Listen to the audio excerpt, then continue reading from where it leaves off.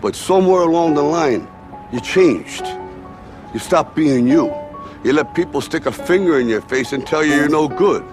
And when things got hard, you started looking for something to blame, like a big shadow. Let me tell you something you already know. The world ain't all sunshine and rainbows. It's a very mean and nasty place, and I don't care how tough you are, it will beat you to your knees and keep you there permanently if you let it. You, me, or nobody is gonna hit as hard as life. But it ain't about how hard you hit. It's about how hard you can get hit and keep moving forward. How much you can take and keep moving forward. All right. It is a new era here at Fitness Informant and everything else that we seemingly have our hands in. It is the booty and the beast. I mean, I think we did that backwards. We did that backwards. You started. The booty and the beast podcast featuring myself, Fitness Informant founder and CEO, Ryan Buckeye, with my beautiful, voluptuous wife, who is now officially part of the brand full-time, Danielle Buckeye. How are you, honey? I am wonderful. Wonderful. This is our first time with this new podcast setup that we're doing too. So we're trying to get everything coordinated and figured out to work in our favor. But this will be fun. We have a lot of cool stuff planned for the podcast. We're going to have guests down the line. A little bit different format. We're going to do Q&A. To kick it off, we have some flavor reviews here. Storm Lifestyle's new pre-workouts. These launch at the Arnold in Wicked Wild Berry, and their Gnarly Grape. We'll also have this on our official Instagram and TikTok page as well. So first off, before we jump into the Q&A, how are you feeling?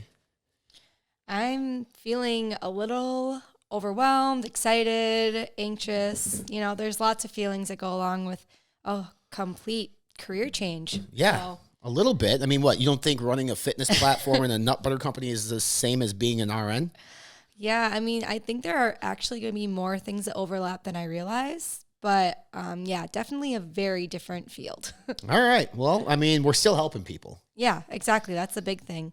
I think when it comes down to like medications versus supplements, it's still looking at how they work in the body, and that will be a good overlap. Yeah, well, I mean, they don't, according to DSHEA, which is an act back in 1994, these are technically are not drugs, but at the end of the day, they're drugs. And I will tell you that they're drugs because when you take something, it elicits a feeling, a physical, a mental, to some, an emotional feeling, whether it's a pre-workout, whether it's you with beta-alanine, whatever it is. Yeah. That's where it is. So let's jump into this week's Q&A. We asked our followers at Fitness Informant on Instagram some questions, and we're going to jump into them. Some of them are for me, some of them for D, some of them are for both of us. So we're going to start right away with a question for Danielle. It's from Soul Performance Nutrition. These guys make some great products. Women fitness myths. What are some myths surrounding women's fitness? Constant cutting. I feel like that's a big thing. Like, women are afraid to take all these supplements and all these things about like creatine and taking carbs during your workout because they're worried about bulking and getting too big. But in reality, it's like, why is it that we have to be constantly trying to get smaller? Why isn't there some? Because that's the image that society portrays. Have you seen a fucking Barbie doll? Yeah, I mean, until true. recently, they were all blonde, beautiful, and tiny. But I do love the new, it seems to be somewhat of a transition towards being strong and being bigger. And you do see a lot of these women who are in, you know, the spotlight trying to be bulking while they're still maintaining that lean physique. They still do try to build that muscle. And that's not something that was seen, you know, years ago. I think we're tiptoeing a weird line though, Danielle, because I think that there are the ones who are promoting muscle building and toning. And then there are the ones who say, hey, you're big, bold, and beautiful. Celebrate it. Oh yeah. I'm not going to celebrate obesity. Never. Because like we can talk about the last 2 years. The last 2 years, 78% of people that had the worst reactions, deaths, hospitalizations, I mean, they were obese. So I'm not going to sit here and celebrate obesity. I refuse to. Definitely not. But I do think there's a huge difference between bulking and building strength. Sure. And just simply saying you're big and beautiful. Let's, as an extension of this question, he wants to know about your activity level while you're pregnant. Oh, so I will admit the first, trimester and stuff, I was very, very upset because it was hard to do the things that I did, for years and years before that. But I did make sure I got up and, at least walked or did the elliptical or something throughout my pregnancy, because while it's important to listen to your body, I didn't want to, be completely inactive and lose all the muscle and everything after my pregnancy. I mean, you were lifting, you were doing everything. Oh, I definitely was, but there's days that I couldn't. I'm pretty sure the morning that we actually went into labor, we worked out, didn't we? I didn't lift that day, but yes, I did definitely work out with you. Next question here, we're actually going to ask in the second part of the show because Danielle's basically the guest on the pilot. Most of the people listening to this is probably not your first time hearing or listening to me spew because I talk all the time, but might be your introduction into Danielle. So let's talk about this one. Thoughts on Axe and Sledge pre-workout. Everybody says it's underdosed. It's from John 15 Anderson. I'm assuming you're talking about Ignition Switch. Now, Ignition Switch on the label is a 40 serving pre-workout. Guys, anytime you see something that says 40 servings, it's going to be a 20 serving, okay? It's going to be a double scooper. That's going to give you the efficacious dosing of key ingredients. I don't think we have it on the table here, but yeah, in terms of like one dose, yeah, in my opinion, at that point, it's going to be underdosed. But if you're taking the appropriate dosage of 2, if you're maybe a little bit lighter on stims, a scoop and a half, you're going to get closer to what you need to be at. Wife wants to start taking nootropics. Any that Danielle prefers more than you? This is from SmithNJ79. I think we both kind of like the same nootropics. I don't think that they differ. Yeah, I think I love nootropics in general. I think that's kind of what I lean towards for my pre-workouts, especially lately. As I started to decrease my caffeine intake or try to, I've been leaning more into those. So I do love Kinetic with Ambrosia. I like the... Which is more, it's still, so Kinetic is still a pre-workout, but it's mushroom-based, which is going to be better for neurological benefits, okay? So, like, but I think you were just about to say Focus from Storm. I take that one a lot. Actually, I'm drinking it right now. Which is, yeah, it's great. Zone from Core is phenomenal. A lot of people like Dose Gamer. Yeah. I think you use Gamer at work a couple times. Yep. There's the non-stim stuff, too. So, like, Neuro 365 from Glaxon, for instance. If you've already had so much caffeine, this is a phenomenal product because if you're like me, you're taking a pre-workout with at least 300 milligrams of caffeine. You're having a Ghost Energy at 200 milligrams of caffeine. If you're doing the math, that's 500 milligrams of caffeine. I don't need to take a nootropic with another 200. If anything, I want another energy drink because I think they taste good. So, yeah, I mean, I think that there are a plethora of nootropics out there that are good that both Danielle and I love, that we have, a closet full of them here, which is great. It actually helps us get a bunch of shit done on both businesses that we run. For me, have you ever thought about getting a manicure or even a pedicure? All right, so... oh, funny story. I mean, I'll never get a manicure because I bite my fingernails. He's really bad. I bite them all the time. Nubs. You try running now you're going to know. Like, running 2 businesses full-time, being a father of 2, like, it's a lot on your plate. And it's always been a bad habit of mine is to bite my fingernails. So I will never get a manicure. Pedicure, I've gotten those before. Multiple with me, actually. Right before pregnancy, he did one with me. Yeah, and we're actually, spring and honor. So Monday is her first official day on Fitness Informant. I was going to say, let's go do a massage and a pedicure day in the morning and then work in the afternoon. So, yeah, I like them. My feet are fucking gross. That's why you need them. Your feet are fucking gross too. Yeah, I have runner's feet, workout feet. They're just kind of calluses all over the place. Yep. Like, let's not pretend that just because you're a female that you fluff and you're beautiful in every part of your body. You are, but your feet are fucking gross and they smell. Like if you are a couple out there and you are afraid to admit that your significant other has like, when she's done working out, for instance, she smells like fucking shit. She sweats more than I do. I'm bad. I think. Definitely. And I still love her. And I would still sleep with her while she smells terrible because that is what you do for love. How important is it to take fish oil with food versus fasted first thing in the morning? I don't think it's that important. I mean, you can take it fasted if you want, depending on how you're taking it. So, like, the stuff that we use is the refrigerated liquid. Yeah. Typically, like we just take a tablespoon or a teaspoon of it and call it a day. I take it fasted all the time. I don't think maybe in terms of bioavailability, I don't think it matters because like you have 40 calories and you have X amount of grams of fat in a teaspoon of fish oil that we're using. So whether it's, I don't think that has anything to do with it. Not that I know of. No, not at all. All right. So let's go on to another fascinating question, I think here. Thoughts on Alani Nu pre-workouts and energy drinks. Okay. So I think Alani Nu is a brand that we don't spend nearly enough time talking about at Fitness Informant. One, we don't have a business relationship with them. So like we need to focus on the brands that we work with because they have a lot going on. Secondly, their pre-workout is not the best on the market. It can be dosed better. It's one of those brands, I think, geared towards women. But I don't think they're intentionally underdosing because it's for a woman. I think it's just, in terms of COGS, and they want to make sure that they're making as much per tub as possible, especially with their partnerships with GNCs and vitamin shops of the world. So I would like to see their pre-workout improved. I think their energy drinks are great. Their flavors are awesome. Yeah, I think their flavoring, they're probably one of the best. Marketing's great too. Flavoring at 200 milligrams of caffeine, I think. Yeah. They're 12. They're smaller cans too. Like mimosa, for instance, one of their flavors. I love it, and like you have that with some Tito's vodka, it's phenomenal. Well, I mean, it is. Like, let's not joke with it. So overall, I think the brand and some of their performance powders could use some work. I think their balance powder kind of set the standard, or at least paved the way for products like Ghost Glow, which I know Danielle takes daily. Every day. Because that didn't really exist before balance. So you have to give kudos where kudos is due to them. So, all right. Best recommendations on making a nasty tasting pre-workout taste better to finish the tub. Just drink it quick and do it with a small amount of water. I mean, if you want to dry scoop it and you dome it, you can dome it. Yeah, I wouldn't just recommend chug that. it. I think that makes it worse. There's nothing. I mean, you could put I think people have gotten like flavoring packets before, but why? I mean, you're already There's have already enough so much flavoring flavor and in sucralose there. in it. You don't need any more. What's up with the latest outright bars sacrificing protein and macros for taste lately? All right, here I'm gonna take you guys on the business lesson when it comes to functional food. Consumers are not willing to sacrifice flavor for any health benefit, period. Like the vast majority of consumers. Yeah, you're going to have the people who are hardcore, say vegan, or hardcore, say I don't want artificial this and that. They are such a small portion of the population. If you're trying to attract a large portion of the population and your product tastes like shit, they will not purchase again. The repurchase rate is a huge indicator on how successful you're going to be as a business. For example, let's talk about Fit Butters.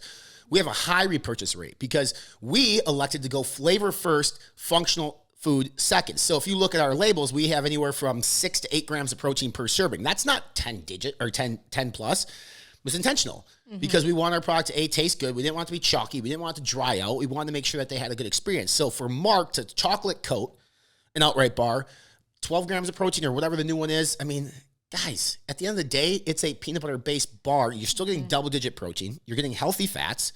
And you're getting something that tastes phenomenal. It's better than to grab an outright bar than a Snickers bar. I mean, granted, they're both great. So, I mean, at the end of the day, you gotta be a business owner versus like somebody within the space. And I think that Mark's doing a good job of being both. As I scroll through some of these Q&As, I think I'm going to ask probably one more question on here, and then we're going to hop into some flavor review here. But for both of us, what made you jump into your own business? I mean, I don't think Danielle had a choice. I was affiliated with you, so I think I just blocked out there. But yeah, I was with you, so I just followed the business because of that. But I can admit that I never imagined being a business owner. Not once in my entire life. So, I don't know. Before you and I got together officially, you wanted to like start this apparel brand, and then like I'd entertain the idea just to make you happy, but I was never going to throw money at you that to start was an apparel Des, brand. my sister, and I think that was more hers because her degree is in business, so I was kind of going with her. But for people, I have people that hit me up and be like, "Hey, I'm going to start a t-shirt company," and I just want to say back to them, like, "You're being a fucking idiot." Like, there's too many. There's too many. It's a fucking stocking nightmare because there are sizes from small, medium, large, XL, XXL, XXXL, and then you have to discount the shit out of that stuff when it doesn't sell. So for me, I knew, man, when I was like 17, I did, like even go before that, when I was in elementary school, middle school, I was like selling caramel apple suckers to my friends to try to make a profit. Like I was always in sales. I was always trying to make money for myself. I hated working for people, even though I had some really good bosses. And I knew at some point I was going to do my own thing for like the last 4 years now. I think it's been 3-4 years. I've been able to work for myself, not have to follow a strict schedule. Granted, I work a lot more now than I ever have in the past. Nonstop. But I love it because it progresses my business and our business forward versus making somebody else a bunch of money and me getting paid whatever. Now, with that said, if I was still in corporate America, I'd be making a hell of a lot more money than I'm making now, but I'm also happier now. And in a week, I get to work with you every day. Are you excited? I mean, it's either going to lead to, it's either going to be like the greatest thing ever, or we're going to be filing divorce papers, because that is like, there's no in between here. Like either we are, but here, Either we work really, really well together, Yeah, or or we hate lots each and lots other. of fighting. But, so I mean, hopefully we're the same type. for the first year of COVID, we basically were inseparable. I mean, she worked Yeah. as a nurse, but they didn't have her come in quite a bit because they were at that point overstaffed, which is hilarious to think about. Well, no, because our floor wouldn't take COVID. Whatever. Yeah. So, I mean, it was like every day we were together and we did just fine. So, I think it's going to be great. So before we take a break, come back and then kind of, drill Danielle for some of that, feedback and her behind the scenes and her falling in love with fitness and why she's now going to be here on the brand as the booty, as the queen, whatever you want to call booty. her. Let's do a couple flavor reviews here. We're going to be posting this to our TikTok and our Instagram as well. Yes, we're on TikTok and we're trying really hard to grow that platform. But this is the Storm's pre-workout. It launched last year. They were nominated for 2021 New Brand of the Year. They did end up losing to Unbound Supplements, which had a phenomenal 2021. But their pre-workout is actually very well done. I think you use their burn, you use their focus. I don't know how much you've actually used their I pre-workout. haven't used the pre-workout much yet. It's good. It's 300 milligrams of caffeine, which might be a reason why you don't use it, because I you don't usually like try high to stay caffeine. under 250 So or can you grab the FI shaker, so the pink and the mint one? And because I'm disabled with my arm, I'm going to have you open this, and I will take these, and we will put, let's see here. Sometimes they put recommended water in here, which is what I like to do. So 1 level scoop into 16 ounces of water. Well, that's not going to happen. So we are going to use fresh water, bottled water, so that way there's no tainting. I just said taint on the podcast. That's big. Of the sample. So this is going to be, 16.9 fluid ounces. I guess we're going to basically hit the nail on the head. I'm wasting a whole bottle of water because I want to do what they say. They recommended 16. Yeah, normally it's 10 to 12. But you know what? If they say 16, that's what we do, because we base our flavor reviews on the recommended liquid amount. Here, I'll take the lid off. I'm sorry, I'm challenged on opening these. Yeah, well, I mean, you're married to me, so what do you expect to happen? All right, so that one, and then you take this one. So this is Wicked Wild Berry. Here's what I like about Storm, by the way, is that they have some really cool branding. They have a cool concept. It reminds me of like Vans Warped Tour. Yeah. Or like of what I used to wear. I used to shop at PacSun and Zoomies on the reg when I was back in high Your school. Vans? Because I can't imagine you DC's and wearing Vans. Etnies. Oh, I was going to say, yeah, that was the my- Vans aren't your style. no, not like the flat top Vans. I think Vans started love making some Vans. cool like skateboard stuff for Speaking a while. of which, you can get me some Vans if you'd like. Yeah, well, you can get to work and then see if you earn your own money from the businesses to pay for those Vans. Oh, okay. Do they still have Vans stores? I think so. All right. Using my teeth here. Yep, using your That one teeth. opened really well. I don't recommend the ladies out there watching or listening to use their teeth to open pre-workout bottles. You get your head out of the gutter. Unbelievable. First episode, you're Why already was it thinking just like, the ladies? well, because men's teeth are stronger. Like, it's a fact I that think men's my bone teeth are structure, structure is stronger. Like that's why we're bigger. And that's not being sexist. That's like a scientific fact. Men are just like, I don't know. I've seen some small men out there. yeah, they're like, I mean, yeah, sure. There are the very few individual like petite dudes. That's cool. I mean, if that's what you want to do. All right, 1 scoop. This is Grape, right? Gnarly Grape. Gnarly Grape. All right, let's throw that down there. Gotta love the name. I mean, the names are great. So this is going to be, is it Blue Raspberry Rage or Raging Blue Raspberry? Steezy Sour Peach. You got your Wicked Wild Berry, and then their Gnarly Grape here. So we're going to mix these up. 1 sip. This is like our first 1 sip review on this podcast. I've been on so many podcasts where we've done like 1 sip reviews. So this will be interesting. It'll be unique. Ouch. Okay. I've got powder all over me. Well, that's the ATF comes, or whoever does the drugs. It's not the ATF. Who does the drugs? Is it ATF? Yeah, ATF. I thought they did weapons. Yeah. There you go, DEA. That's what we're looking for. All right, which one do you have? You have the wild berry. Yep. All right, let's do wild berry first. Danielle first. 1 sip. Y'all know the rules. He took my line. It's not the only thing I took. 300 milligrams of caffeine, so be careful. I know. 1 sip. Small sips. All right, so because we use 16 ounces of water, the flavoring's going to be a little bit more faint than I'm used to. But with that said, that one's like that really one. good. I was Yeah. going to say, I really like that one. It- Of all their flavors I think I've tasted so far, I like that one the most. It fucking tastes like Kool-Aid. Yeah. I wasn't I don't know. I think when you see like berry, there's a lot of variations of berry.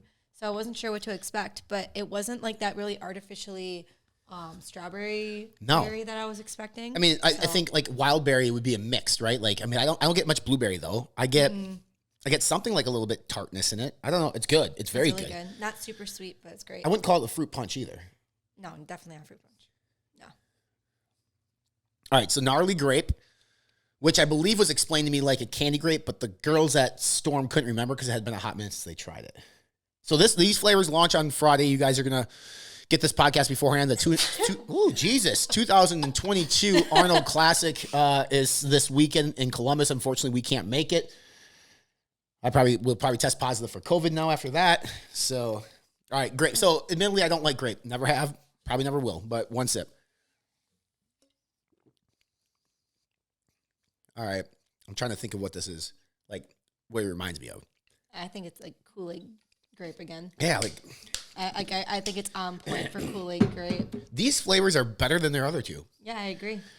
Like Steezy Sour Peach, I thought, sour peach rings, but it really wasn't that sour. It was more just like the peach ring without the sour. Actually. And is that what that one is? Yeah. And I just don't like blue raspberry. These are very, very good. And that grape, even as I don't like grape that much, it's like a Jolly Rancher grape, a Kool-Aid grape, I think is pretty much on point. So, yeah, very good.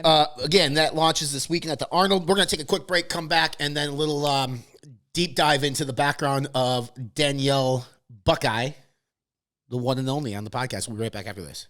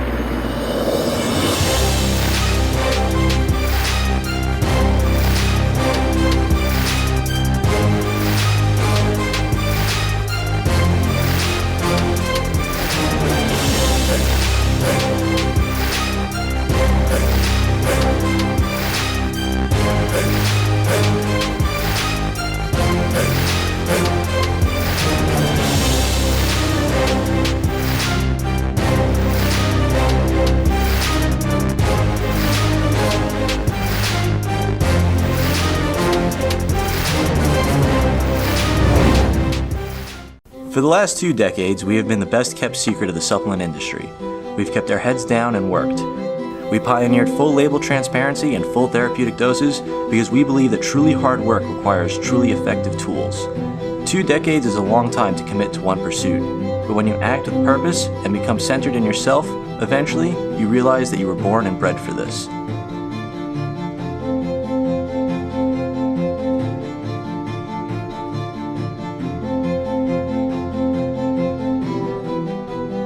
The things you once thought impossible, you now do every day.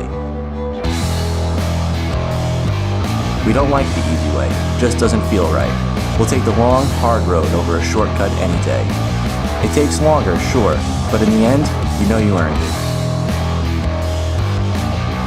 And with the right team behind you, pushing yourself further than you've ever been would be just another afternoon doing what you love most. Adding my product is going to help you get to where you want to be. 5%ers is 5% of the people in the world that are willing to do whatever it takes to reach their goals. Come on,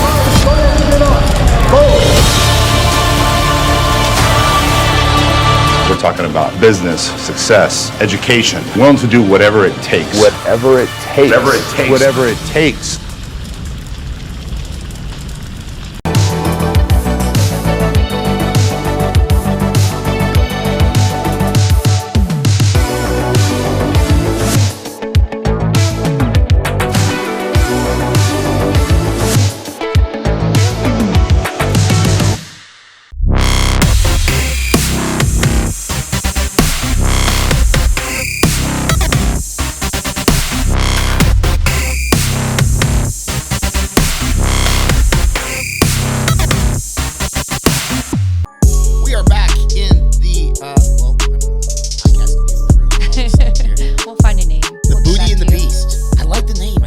job with the name. I know, I really like it too. So, and I think the podcast art looks great because I designed it, so it's phenomenal.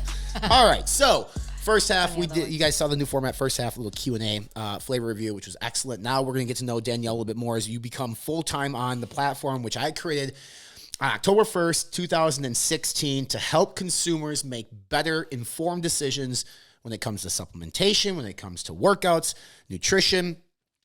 Start us off, Danielle, by telling us how you found fitness. How did you find your way into the crazy world of working out? Well, I mean, for starters, I was always in sports and I ran, which you don't consider a sport, but I always did that. But then I got to college and the infamous, 15 pounds to gain the freshman year. And I decided, hey, I don't like this, and found a million different fad diets and different things to lose that weight, but then ultimately found the weight room and fell in love with it. All right, so let's back up because I think there's some stuff there to unfold. You didn't just figure out one day oh, I've gained 15 pounds. You saw a picture of yourself on a family vacation and you were quite frankly disgusted with yourself. So I had a big cruise vacation, our first one we ever had, December over Christmas break after my freshman year of college. And I saw a picture of my sister and my sister was still in high school and an athlete. And then I saw me, and yes, I hated it. I was like, wow, I did not know I looked like that. And literally, I'm one of those people that I see something I don't like and I change it right then and there. And so within a week, I had a plan on how I was going to start working out and figure out how to get back to a body that I hopefully loved. So yeah. And then supplementation. You had told me you bounced around in the MLM world a little bit. So give us a rundown of the different brands in that space and what were the pitches that were given to you? The very first one, my cousin was actually on Herbalife, which I know how you feel about that one, but I mean, however you listen to this most podcast people, feels. yeah, I was gonna say most people feel, but yeah, I started there, and then I was doing Insanity, the beach body workouts at home because I obviously was not comfortable in the gym, and that was so you were doing the Insanity workouts. Were you also using the Beachbody supplements at that point? I was using Herbalife at that point. So Herbalife, so two different companies. Two different companies, okay. Yep. But my mom was doing the beach body stuff, so I just used her, membership, I guess they call it. So I was doing the Insanity workouts with Shanti, famous Shanti, and I loved the workouts. It was intense, and it quote unquote worked, I guess, if you think about me losing weight. But I definitely was eating 1,000 calories with the Herbalife shakes. I mean, you're consuming metals and everything else that's in that shit too, but yes. Yes, super low calories. So obviously you're going to lose weight. And then as the semester went on, I decided I wanted to do more than just the cardio workouts and reached out to a bunch of friends and ended up starting to lift. And there we go. Your ex-boyfriend showed you the weight room. You can tell the listeners. Well, it wasn't just my ex-boyfriend. There was multiple friends of mine. Okay. Well, yes, ultimately my ex-boyfriend. Yeah. One of their exes showed her the way in the weight room. So what did you? I mean, you never got a personal trainer. You just walked into the weight room one day with him, and he walked you through the machines. He walked you through how to do proper form. I mean, what did you digest a bunch of YouTube content or what? Oh, yeah. So at first I did a lot of the machine workouts. I didn't really do free weights. And he gave me a workout plan, just a paper. And then I was just YouTubing like crazy, just looking up each listed, workout that he had and just looked up form in that way. Mm-hmm. So how long were you lifting until you felt comfortable not taking direction from other people? Years. I would say probably around, I started lifting my end of my freshman year, probably around junior year or so. I had friends starting to reach out to me, and I was comfortable giving them advice and helping them work out and being able to create my own plans and just go into the weight room and feel comfortable jumping from one thing to the next and knowing what I needed to do versus following someone else's plan. Okay. So then let's fast forward to, you know, being disgusted with yourself from a cruise to find the weight room with you know, friends and family members and YouTube to stepping on stage. And what clicked? Like, what point in your background and your history was like, you know what, I wanna step on stage and be one of these bodybuilding chicks? Well, actually, it was funny. I did a half marathon literally within 8 months prior to me going on stage, which is kind of stupid looking back now because I obviously didn't have the muscle mass I could have had. But I remember working out, and I was one of those girls, which I do not advise this, but I was going to the gym because I was basically bored and I didn't know what to do with my time anymore because I didn't want to keep going out and partying. So I made a transition of basically being in the gym like 3 to 4 hours a day. And sometimes if I was bored in the evening, I'd just go back to the gym and work out even more. So I remember people asking me, so do you compete? And I was like, what do you mean, do I compete? Like at that point, I didn't even know the bodybuilding world. I was just working out because I like to work out. So I didn't even know what, you know, stepping on stage meant. And then there was girls at my gym that were like, wow, you have like amazing quads. Like you should compete. Like you'd be really good in figure. And I'm like, I don't even know what that means.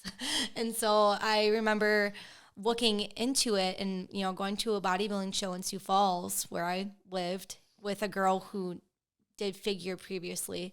And I was like, wow, this is really amazing, but I have no idea what I'm trying to look at right now. Like, I don't know the different classes and all these different things. So I looked into it and I finished my half marathon prep or whatever, you know, training in October, ran my half marathon, and then January came and I'm like, okay, I need a new goal. And so I found a coach and signed up a week later for a bodybuilding competition.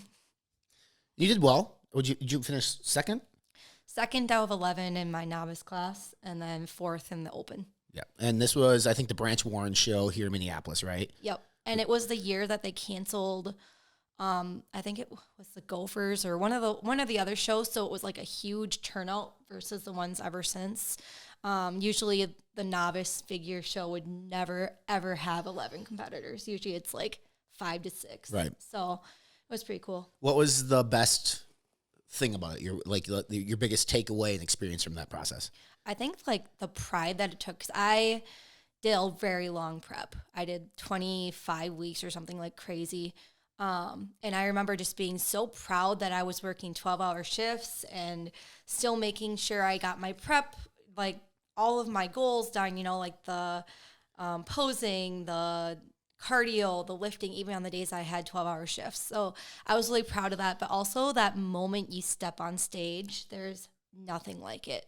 And I think any bodybuilder can contest to that. Like there is a like rush of adrenaline and just like that like pride that comes with all the work that you put in and then stepping on stage and showing it off. How difficult was posing for you? I wish you could see the like first month of prep. I remember trying to flex my back, my lats.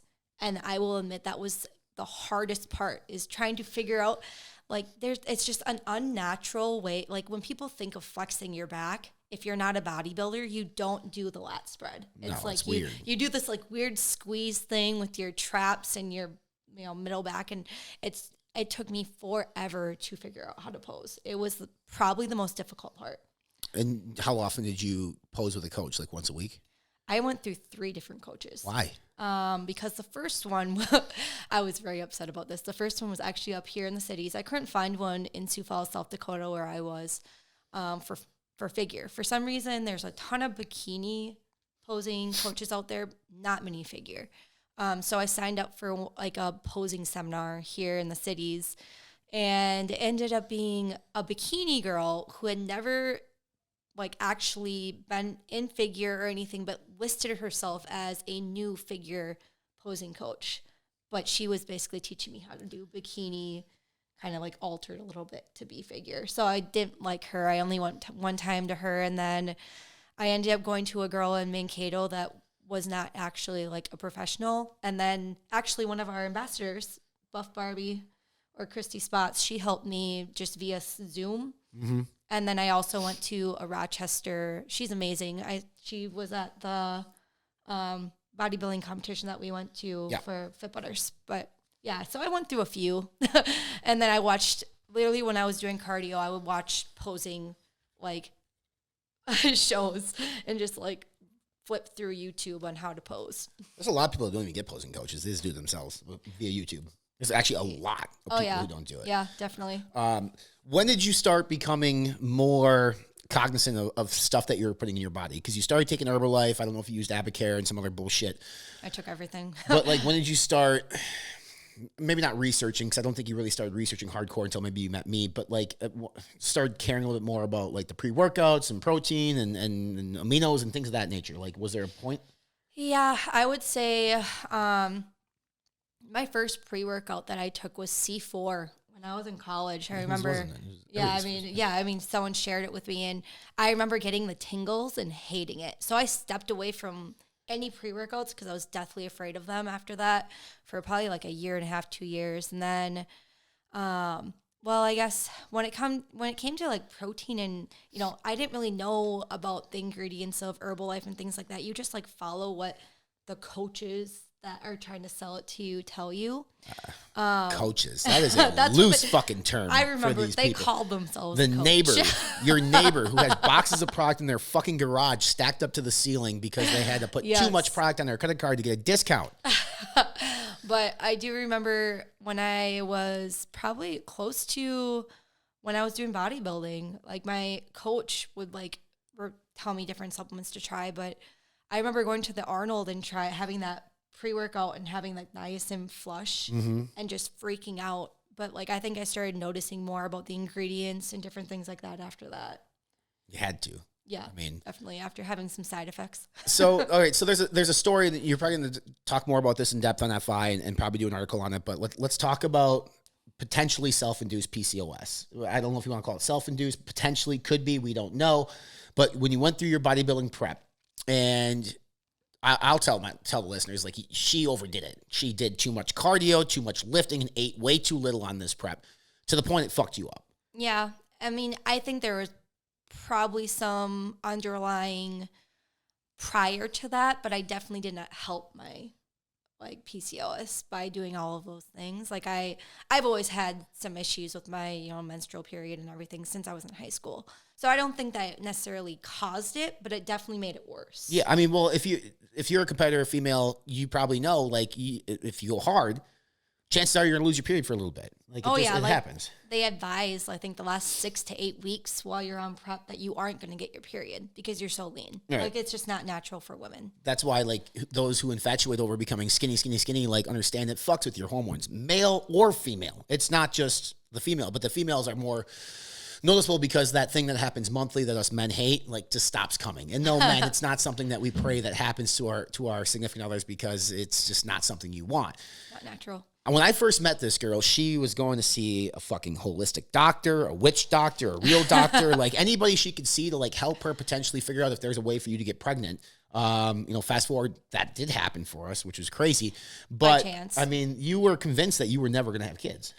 I remember I think I went to 3 different, OBGYNs. And every single one of them told me, "Are you trying to get pregnant right now?" And when I said no, they simply said, "Well, let's put you on birth control for now, cover up your symptoms, and when you want to get pregnant, we can figure it out." Right. And that seems to be the answer most doctors give you. And then at that point, they give you, the Clomid and all the different things they can give you to try to get pregnant. But there isn't really a solution to PCOS. No, but it's always, the doctors are always like, "Hey, take this pill, take this fucking implant," whatever it might be. I never understood that. It's just like, even after we had Charlie, you went back in and like, he's like, "Let's get you on birth control." It's like, that's the only option for some. I think there's so little research behind any other option that doctors just haven't really had the opportunity to have any other solution. And they're so worried about, when women have PCOS, their biggest concern is to have, cancer as a risk, right? Because you're not shedding that layer in your uterus and you have a higher risk of uterine cancer. So their solution is, well, let's induce a period so you don't have that issue. But there isn't really a solution to how do you get your period to come back without that.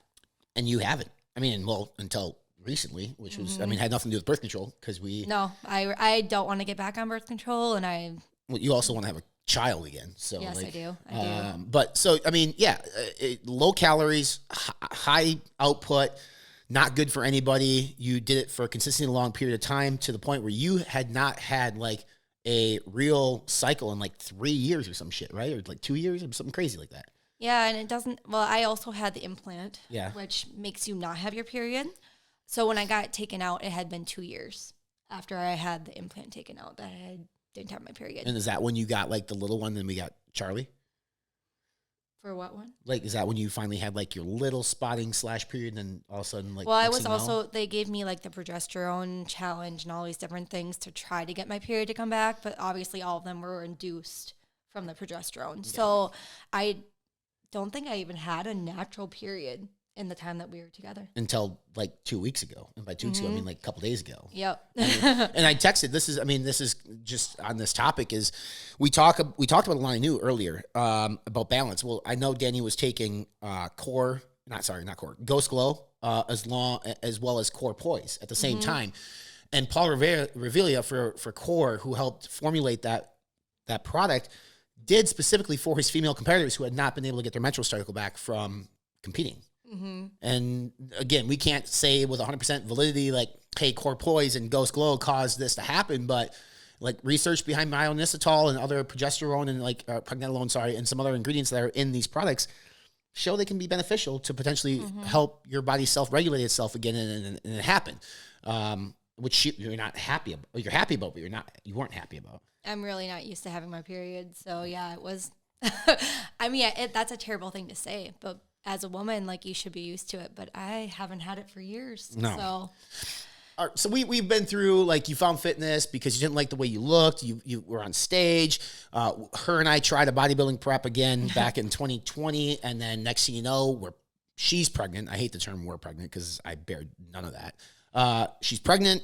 We have a beautiful 1-year-old child now named Charlie, which is like the joy of your life, our life. And now you're on like a prep again, and this was supposed to be another prep we were gonna do together, and then you know I become disabled. You are fucking cold. I become disabled. So you are 2 weeks into this new prep with the end goal. It was supposed to be a photo shoot. I think we'll still do one, and I'll just look like Homer Simpson, and you can be whatever you want. But like, what's your end goal with this prep? just be better than I've ever been before. I think after this past like 2 years, I guess, really, with when you look at pregnancy and breastfeeding and all these things, I feel like I lost myself. And I thought that sounds ridiculous because I was working out the whole time and everything, but you go through this process where your body changes completely.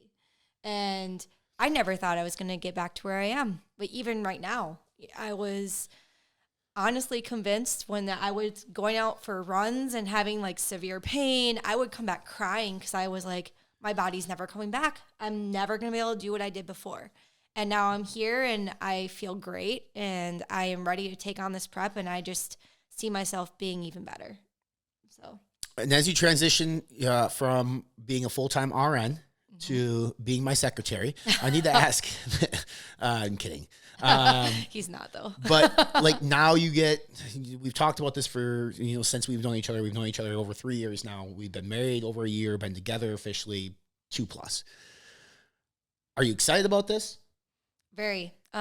Even when I first met you, Ryan, I remember watching Fitness Informant at my house and being like, fucking stud, baby. This guy is a nerd, but oh my gosh, he knows so much about fitness. And I always had friends coming to me acting like I was like somewhat of an expert, whatever, but asking for advice. And I was like, I know nothing. Like, I was watching his stories about all these ingredients and all these things. And I'm like, wow, I am truly a newbie. So I love the idea of diving deeper and understanding, the ingredients and like understanding even more than what I feel like I already know in this world that I feel like is forever deep. Like you could find one thing after another and learn more and more. And I'm just excited that that gets to be my actual job. So Like literally it's every exciting. day you get to wake up and we get to dive into a new white paper on some ingredient with a human clinical, or we get to hop on a plane and go somewhere, or we get to Yep. sell peanut butter to a John and Jane down the street. It's crazy. I'm very excited. I will admit that there is some anxiety behind it. Like I can't pretend like, you know, leaving the world that I feel like I know a lot about in the nursing world and healthcare. I feel like I've, you know, learned so much in my, 10 years in the field, and now I'm just starting fresh. And so I'm going from being an experienced RN to a brand new business owner Yep. / I don't know what the You're I gonna be a was the owner, fitness influencer. Hey. but- Woo. Hey there, hey. You You're going to be a hate that fitness term. influencer. Here's a big reason why I wanted this more than anything. A, for you, because I know you have a passion for helping people, and fitness has always been something you love. And I'd see Danny write these plans for people, and they give up really quick. And I'm like, you're wasting your fucking time. Like, there's an opportunity here to actually make some noticeable and impactful change in people's lives, because for whatever fucking reason, over the last 5 years, 6 years of Fitness Informant, people listening and watching to this podcast have believed in me and believed in this platform. But one thing that we have never had, and we've had some really good people write and do some content for us, but we've never had a female voice. And we've had, I mean, you dabbled a little bit. We've had some other females kind of dabble a little bit into the platform, but nobody that was here on a consistent basis every single day. And we've seen even in the past month in terms of some of the content that you and I have been tag teaming for FI on our Instagram and TikTok, like our engagement is through the roof. We're getting a lot more questions from females. And I'm the last person on the planet that wants to be a voice for females. That's because you can't. No, I could talk pre-workout all day, every day with a female, because there's nothing in a pre-workout that should be based on sex whatsoever. Of course But when we're talking like hormonal things, we're talking things like PCOS, we're talking things like pregnancy, like what the fuck am I doing? Like this is an opportunity to speak to hundreds, thousands, millions of women who have questions, who are too afraid to ask channels like mine because I'm a big fucking meathead and they're afraid to approach me. And now we have a gentle, bootylicious, beautiful babe in Danielle on the platform, ready to help not just the female population, but men too can come to her because she's going to be educated extremely quick over the next several weeks of being immersed in this brand, in this environment. We've already have plans to travel. We're going to Nashville in a month to visit a contract manufacturer, which is something that is going to be eye-opening for you if you've never seen supplements being made and some of the QC stuff that they have to go through, understand some label guidelines and compliance. And then what will happen is we're going to be getting these products sent to us, and you're going to look at it someday and be like, this is a fucking non-compliant label. And then I'll be like, oh yeah, look at that shit. And Even now, though, I feel like I'm able to look at a label in the morning, which I've been working harder at, is looking at the label and just being like, hey, I actually know what these things are. So I feel like even now I've been paying more attention to it, even in the last few months. Yeah, wait till you start diving into the studies and have to read the research and you figure out like this study was done via in vitro on mice, and like, okay, I'm a human being and I don't take shit via in vitro. So it's all assumptive data that you have to make educated guesses on whether or not it's going to work appropriately for a human. Like that's what a lot of this shit is. But I know I'm excited. I'm extremely proud to have you on this team, and I'm looking forward to it. Like I think we're going to do. I mean, if this podcast is any indication on how we're going to be together, it's going to be great. I think other than the fact that we have way too many clothes on, this was a phenomenal time. Oh yeah, I love you. I love you too. All right. So if you liked what you heard here on the podcast, this is the pilot episode, episode 1. We're starting over. The Iron Union podcast has been retired. We're going to be talking about fitness, business, anything under the sun. Hit the subscribe button, no matter how you're listening to the podcast. If you're listening on iTunes, if you're watching on YouTube, if you're streaming via Spotify, whatever it might be, fitnessinformant.com is our channel. We're at Fitness Informant on Instagram, Fitness Informant TikTok, Fitness Informant Facebook. Am I missing anything? I don't think so. I don't think so. Literally, just go to those platforms and you'll get weekly podcasts from us. Again, we'll have guests. We're trying to line up a bunch now. They'll be either in person or via Zoom, Skype, whatever. It's 2022. You can literally talk to anybody anywhere in the world. It'll be us. It'll be fun. It'll be good. Any parting words? The booty. Wow. Does that mean I get it? No, you're supposed to say. Did you hear that? She said no.